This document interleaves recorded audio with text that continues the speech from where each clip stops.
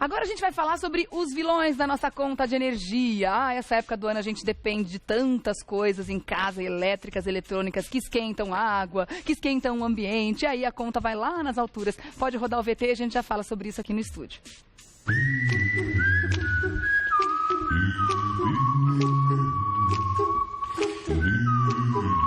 Ninguém toma tanto banho quanto nós brasileiros. Seja no frio ou no calor, tem gente que vai para debaixo do chuveiro até 3 vezes por dia. O que pouca gente sabe é que o hábito não é comum em outros países. Uma pesquisa revelou que os franceses, norte-americanos e espanhóis tomam apenas 1 banho por dia e olhe lá. No Reino Unido e na Turquia, só metade da população faz isso todo dia. Na China, a situação é pior ainda. Mais de 40% dos habitantes tomam banho apenas 1 vez por semana. Mas é importante ficar atento para que esse hábito de higiene não vire desperdício ou maior gasto de energia. Isso porque, nos meses mais frios do ano, o chuveiro não é o único vilão para o bolso.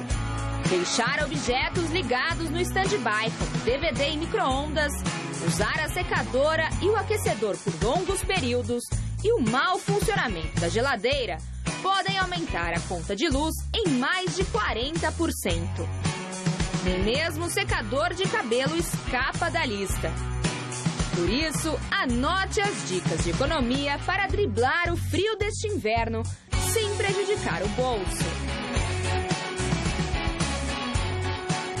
É muito bom saber, porque são dicas bem importantes e às vezes coisas muito simples que a gente faz no dia a dia que pode dar uma diferença enorme no final do mês na sua conta de energia. A gente vai falar sobre isso com o Marcos Scarpa, Relações Institucionais. Seja bem-vindo, Mulheres. Obrigado. Tudo bem?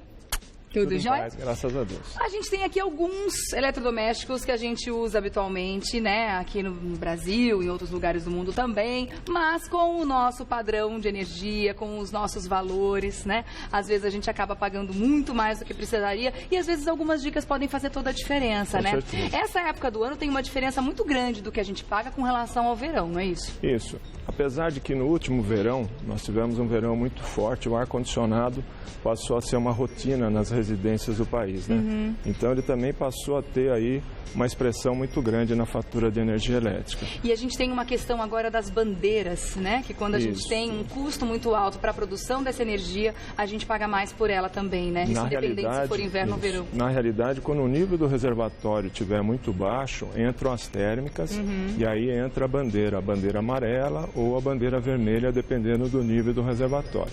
Mas vamos torcer aí que a gente não precise mais usar as bandeiras. A gente vai continuar com bons níveis de chuva, se Deus quiser, né? Porque a gente teve muitos aumentos, né? Nesses últimos tempos. O último ano foi terrível para isso. A cada pouco a gente ouvia falar de um aumento novo na energia que a gente ia ter. Em 2015, de janeiro de 15 a janeiro de 16, nós tivemos praticamente 55%. Pelo amor de Deus. Por isso que é tão importante a gente prestar atenção nessas dicas e saber como economizar. Vamos dar uma olhada aqui? A gente tem, para começar a ver essa diferença da conta do verão e da conta do inverno, a gente tem aqui duas contas com valores diferentes. Essa é do verão.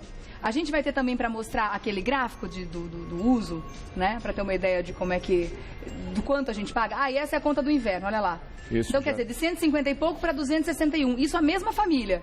A mesma família você já tem um aumento muito significativo. E dependendo da característica da família, o grande vilão continua sendo aqui o nosso amigo chuveiro. É mesmo? É, porque você tem no momento do verão, você está com uma potência dele em torno de 3.000 watts. A partir do momento que você vai ter que aquecer mais a água, esse aqui praticamente ele pode chegar até 7.500 watts. 7.500 watts. Então, praticamente o dobro. Isso significa que ele vai esquentar bastante a sua água, mas também vai consumir muita energia. Com certeza. Isso que está aqui não é o preço do chuveiro, não, viu, gente? É quanto ele vai gastar em reais, né? É verdade. O que significa 72 kWh? É o consumo dele durante o mês e o quanto ele vai representar na sua fatura de energia elétrica. Consumo dele durante o mês, em quanto tempo de banho por dia, mais ou menos? Vamos trabalhar aí em torno de 10 minutos, né? O ideal seria que isso falando para uma pessoa, então, só? Para uma pessoa. Se você tiver 4 pessoas trabalhando dentro da residência, tiver um banho de 15 minutos, que o pessoal costuma alongar um pouco,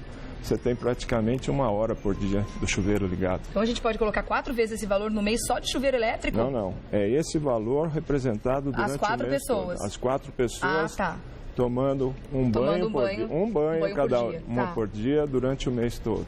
Tá. Nossa, gente, realmente é muito, né? A gente tem que parar para pensar. Mesmo porque, quando você começou a falar sobre a questão da crise hídrica, eu me lembro muito bem que tinham vários estudos que mostravam que estourando 10 minutos, o ideal são 7. Já é suficiente para a gente tomar um banho bem ok. Você não precisa se depilar no banho, fazer a barba do banho, nem escovar o dente, né? Então, o ideal é que você tenha aí em torno de 7 a 8 minutos num banho. E aí tem umas dicas bacanas aqui sobre cada item que a gente vai mostrar aqui. Por exemplo, a do chuveiro, a dica é evitar tomar banhos demorados e fechar o registro ao passar sabonete ou shampoo. Você sabe que isso foi uma prática que eu comecei a usar quando começou a crise hídrica e faço isso até hoje. E é ótimo, não muda em nada. Muda, na verdade, na conta e no gasto de água também. Com certeza, você economiza água e economiza energia. Muito bom. E os banhos demorados também, eles são péssimos para a pele. Ressecam, são péssimos para o cabelo. Quer dizer, só tem prejuízo, né? Com certeza. Bom, vamos falar do secador. Aí a gente sai do banho, precisa secar o cabelo porque tá frio para chuchu, e vai usar o secador de cabelo também. A gente consegue comprar o secador de acordo com o consumo de energia que ele representa? A gente tem esse tipo de especificação na embalagem ou não muda muito de um para outro? Qual que é o melhor secador? É aquele que seca mais rápido possível. É isso que seca mais rápido possível sempre vai ser o de maior potência. Tá. Então você tem que trabalhar de uma forma eficiente. A hora que você entender que seu cabelo já está bem, não precisa ficar enrolando ali com o secador. E sempre utilizando. O que é importante é que dentro da nossa residência a gente esteja os circuitos separados para esses equipamentos de maior potência, para que você não tenha um aquecimento de toda aquela parte da fiação que atende esses equipamentos. Tá. Então é importante que a hora que você for secar o cabelo, normalmente tem alguém tomando um banho e você está lá adiantando, querendo secar o cabelo e tudo mais, não é bom você ter os mesmos equipamentos num circuito único, né? Mesmo porque pode cair, né? De repente fica escuro, você acha que a rua inteira está sem energia? Não, é só a sua casa. Agora, esse aqui é o valor também. A situação vai ser a mesma. Uma casa de 4 pessoas vai ser o consumo mensal que a gente está mostrando aqui. Você tem o consumo mensal desse equipamento, né? Esse não é tão alto, né? Não é tão alto. Nós estamos trabalhando aqui que acredito até aqui que o cabelo não seja tão grande. Cabelinho curto, fininho, rápido de secar. Pode ser. Vamos ver a dica do secador de cabelo? Evite secar os cabelos todos os dias ou diminua o tempo do uso. Uma dica legal é você tentar, você tendo essa disponibilidade, é claro, lavar os cabelos na hora mais quente do dia, que você daí não vai precisar usar o secador, né? Porque lavando à noite não tem jeito. Eu uso o secador só no finalzinho para dar um toquezinho no cabelo. É isso aí, dá uma modelada. Tá bom. Vamos falar do aquecedor agora. Aquecedor eu tenho bastante dúvida, até porque eu sei que ele é um dos vilões, né? E existem vários tipos de aquecedor no mercado hoje em dia, né? De aquecedores no mercado. Esse aqui, que tipo de resistência que ele usa? Esse é um elétrico? É uma resistência, é um aquecedor elétrico. Nós podemos falar dele e falar do ar-condicionado, porque a característica dele é a mesma. Um serve para esfriar e esse para esquentar. Tá. Então, se você olhar aqui, ó, todo equipamento ele tem a sua potência. Aqui ele está marcando, ó, 1.500 watts de potência, né? Esse é um valor bem expressivo. Então, ele deve ser colocado numa tomada que tenha a característica adequada para essa potência. Tem que ser de 20 amperes, né?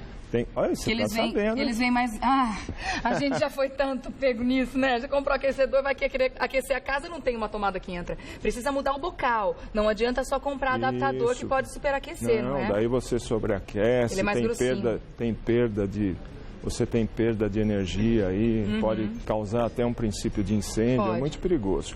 O importante aqui é que você esteja sempre utilizando em ambientes fechados, né? Sempre lembrar que ar-condicionado e aquecedor não é igual a um ventilador, né? Ventilador, você ventila aquele local. Então tem que estar tudo aberto. Aqui não, aqui tudo tem que estar fechado para que você utilize de uma forma eficiente. E esse consumo mensal aqui de 193,44 você veja que ele é bem robusto, né? Ele gastando 69 por mês, equivale a quanto tempo por dia? Umas 2 horinhas ligado? Depende da potência que você vai ligar, né? Tem gente que gosta de deixar ligado um tempo para que a casa toda fique aquecida. Então você põe na sala, ele acha que vai aquecer os quartos, deixa tudo aberto. O importante é que você utilize no ambiente que você realmente vai ficar. Tá. Agora tem uma dica aqui para aquecedores de ambiente, ó. Evite deixar o aquecedor ligado por longos períodos. Agora, como eu falei, existem no mercado vários tipos de aquecedores e a gente fica numa dúvida enorme quando vai comprar, né? Eu acabei optando por esse modelinho que está aqui na foto, que é um aquecedor a óleo. Ele consome mais ou menos energia? Menos, né? Menos, ele é mais porque econômico, ele aquece então. o óleo e isso tem uma troca de calor ao longo do tempo. E esse é um que pode ficar ligado por um período maior, porque ele tem um termostato que liga e desliga sozinho. Ele vai ligando e desligando. O importante é que o ambiente realmente esteja fechado e a hora aonde você ligar, como você acabou de falar, você sempre com uma tomada com 20 amperes, às vezes, para que você não tenha aí, ao longo do tempo, você acaba estragando o circuito da sua residência. Muitas vezes, a gente acaba ligando o ferro em várias situações que não deveria. Por exemplo, um pouquinho por dia para passar aquela roupa que a gente vai sair no dia. Isso é um grande erro, não é? Sim, toda vez que você vai ligar o ferro, você gasta um tempo para que ele chegue na temperatura ideal. E esse tempo você está jogando fora essa energia. Então, o ideal é você juntar o maior número, de acordo com a característica da família, juntar o maior número de roupas possíveis, utilizar o ferro 2 vezes por semana, começar a passar pelas roupas mais leves, que necessita de temperaturas menores, ele vai trabalhando, vai aquecendo e você deixa as roupas mais pesadas para o final. Com isso, você tem uma economia muito bacana. Agora tem aqui também os valores, para a gente ter uma ideia de como ele pode ser um vilão aí, ó. 7 sem dúvida. E 20 kWh, 14,40. Isso representa quanto tempo de utilização? Isso dentro da sua residência, aqui você utilizando de uma forma econômica, eficiente, 2 vezes por semana. 2 vezes por semana, Isso pode ser muito mais de acordo com a sua utilização. E outra dica, não adianta ser tempo muito frio, você levar o ferro para a sala para passar assistindo novela, porque daí você vai pôr na tomada errada, porque ele também precisa de uma tomadinha de 20 amperes. 20 amperes, tá bom. Então, tem a dica do ferro de passar aqui, ó. Usar uma vez por semana, ou como disse, a gente pode usar, como disse o Marcos, né? A gente pode usar aí no máximo 2 vezes, que é quando a gente não vai ter muito problema com a conta no fim do mês. Agora eu quero saber também a respeito daqueles aparelhos que a gente deixa ligados no stand-by, né, como a gente estava vendo no VT, se isso realmente representa no final do mês um montante importante na economia que a gente faria se estivesse desligando isso da tomada a todo tempo. Olha, na EDP a gente costuma dizer o seguinte, não tem essa percepção tão grande de consumo. Esses equipamentos devem ser desligados realmente quando você vai viajar no verão ou vai sair no período da tarde, onde você tem raio, trovão. Então é bom que você tire todos os equipamentos da tomada, porque você pode ter uma descarga elétrica e queimar seu equipamento. E também eles estão consumindo sem a menor necessidade naquele período, por menos que eles consumam, né? É verdade, mas não precisa a todo momento você estar desligando. No dia a dia, não. No dia a dia, não. Eu não vejo essa necessidade. Mas quando for ficar longos períodos, uma viagem de final de semana, uma semana fora, férias em família, desliga da tomada. Final de semana, o ideal é só você deixar a geladeira, né? Nossa querida geladeira.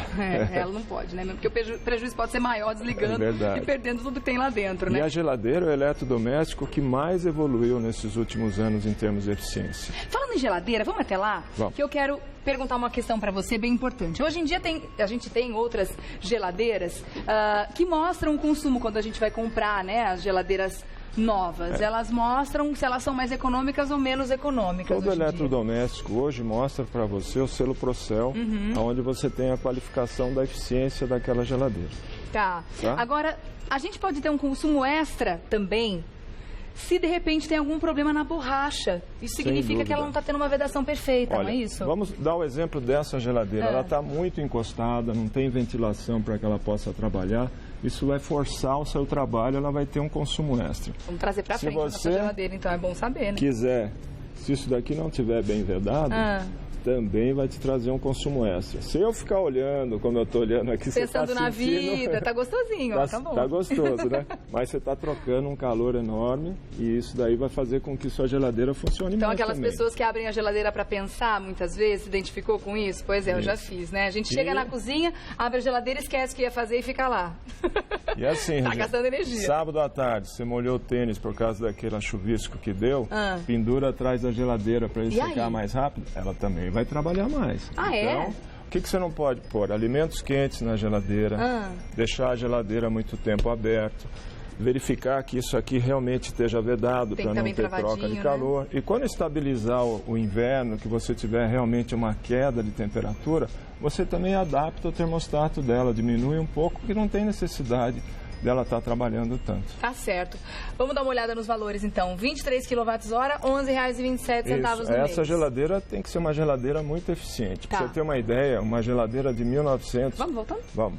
Uma geladeira de 2000, do ano de 2000, para uma geladeira de 2016, de 400 litros, na época ela gastava em torno de 130 kWh mês. Nossa! Hoje ela gasta 34. Mas evoluíram bastante. Que bom. Então evoluiu muito. A geladeira é um sinal que evoluiu bastante. Vamos dar uma dica então sobre a geladeira. Ajustar o termostato da geladeira na potência mínima ou média. Mesmo porque se deixar na máxima...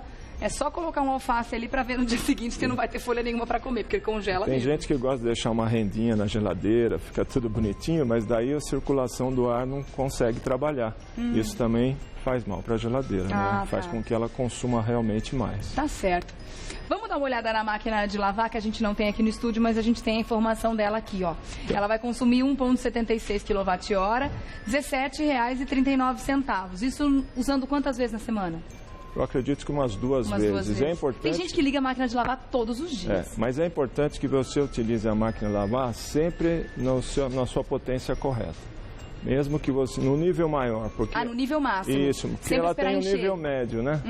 Então o ideal é que você vá até o nível máximo, porque o consumo de energia é o mesmo. Tanto para o baixo, para o médio, como para o alto. O que pode mudar muitas vezes o consumo, então, é o ciclo que você escolhe, e não a quantidade de roupa. Um ciclo rápido vai gastar menos energia do que um ciclo completo. Com certeza, mas o ideal é que você sempre trabalhe na potência nominal em termos de quantidade de roupa. Então, em vez de usar o molho que a máquina tem, muitas vezes seria interessante deixar de molho no tanque ou num balde e depois usar só para bater e centrifugar. Também é uma dica boa. Sem dúvida alguma.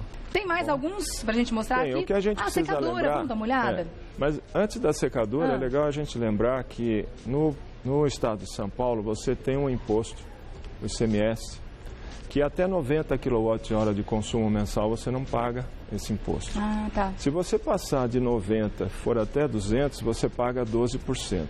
E acima de 200 você paga 25%. Ele é progressivo. Ele é progressivo, ele tem essas três fases. Então, às vezes, você está ali naquela fase do 198 e gastou um pouquinho a mais, passou para 201, você teve 20% de aumento na sua fatura de energia elétrica. Pois é. E isso daí é ruim, né? Então é importante a gente ter essa noção também. Exatamente, é aí que a gente vê a importância da economia, né? Além de sentir no bolso, pode fazer uma diferença muito grande por um pouquinho que você poderia ter economizado. 1 kWh te aumenta 20%. Exatamente. 20%. Vamos dar uma olhada na secadora, então. Esse é meu sonho de consumo, gente. Futuro próximo tem que ter uma secadora. Mas a secadora ela é a grande responsável pela economia no horário de ponta, sabe? Aquele horário de verão que a gente tem. Você chega em casa, você tem a oportunidade de pendurar a roupa no varal e não usar a secadora. E não precisa secar, né? Então, mas ela nesse inverno aí, ela passa a ser uma grande responsável. 42 kWh, 44,60. Aquelas máquinas, então, que concentram secagem e lavagem na mesma máquina, elas podem economizar mais do que ter duas máquinas ou não? Eu acredito que ela até gaste um pouquinho mais. Né? Você tem que estudar muito bem qual que é a forma mais eficiente de utilizar aquelas máquinas. Você lembra uma vez que fizeram uma geladeira embaixo de um fogão embaixo de uma geladeira? Então tem tudo isso que está intimamente ligado em termos de eficiência de energia. Ou o videocassete junto com a televisão, né? Nossa, tem gente que está assistindo que nem lembra disso, mas um dia existiu, né? É verdade. A dica da secadora é secar as peças no varal, é sempre a opção mais econômica. Bom, eu gostei muito dessas dicas, realmente são questões que podem, né, ajudar muito a gente. Tem pergunta de telespectador? Tem? Peninha, tá bom, a gente deixa pra próxima então, tá? Mas a gente conseguiu aqui tirar boas dúvidas, né, com relação à economia, tá bom? Então eu quero deixar o agradecimento ao Marcos Scarpa, que é Relações Institucionais, que ajudou a gente nessa questão importante. Vamos economizar, né, gente? O inverno acabou de começar, a gente vai ter um bom tempo de frio ainda, então é importante saber o que fazer, né? Sem dúvida, é importante a gente saber daquele quilowatt-hora da nossa fatura, quem que é o eletrodoméstico responsável, para que a gente possa utilizá-lo de uma forma eficiente. Tá certo. Tá bom? Obrigada, viu, Marcos? Até a próxima, viu? Até. Obrigada, ótima tarde.